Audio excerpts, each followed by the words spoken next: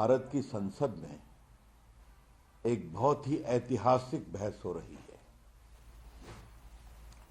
और वंदे मातरम की विरासत, उसकी परंपरा और उस शब्द से जो निकली राष्ट्रभक्ति और राष्ट्र सेवा का उद्घोष है, उसको प्रधानमंत्री ने बहुत विस्तार से बताया।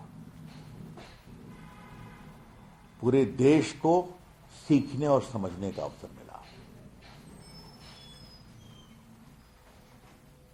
जैसा माननीय प्रधानमंत्री ने विस्तार से बताया,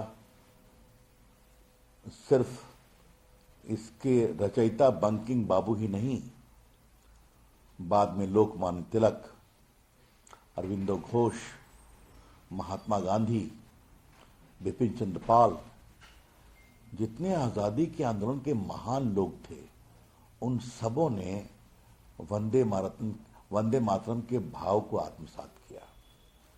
और जितने भी क्रांतिकारी थे,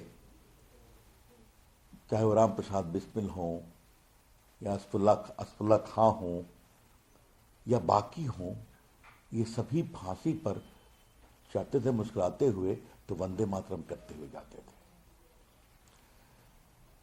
दक्षिण में सुब्रमण्यम भारती ने इसका उद्घोष किया विस्तार से। रविन्द्रनाथ टैगोर ने इसकी आत्मा को बहुत विस्तारित किया। और जैसा हमारे प्रधानमंत्री ने बताया कि इस पावन राष्ट्रभक्ति के भाव के गीत को क्यों तोड़ा गया, क्योंकि जिन्ना साहब को इससे नफरत थी या नेहरू जी झुक गए, ये देश को जानना जरूरी है। ये तुष्टीकरण कांग्रेस पार्टी का आज तक चलता है। तो वोट के लिए सिर्फ देश को तोड़ने वाली ताकतों के खिलाफ कार्रवाई से रोकते ही नहीं है, बंटवारा भी हुआ और 37 में वंदे मातरम के भाव को भी तोड़ने की कोशिश की गई।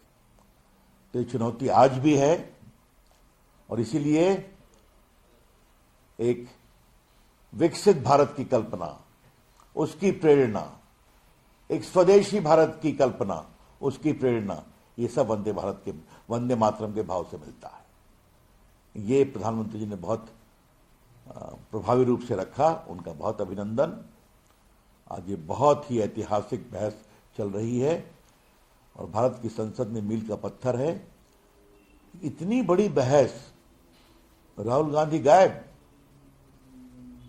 कब आएंगे वो? प्रियंका जी अभी तक तो नहीं आई। एक बार तो सुनने भी आ जाए भाई। इतनी बड़ी ऐतिहासिक बहस है जो राजनीति के ऊपर होनी चाहिए, कभी सुनना भी चाहिए तो नहीं। इसे कहते हैं गुरूर, कि बस हम बोलेंगे और बोल के चले जाएंगे।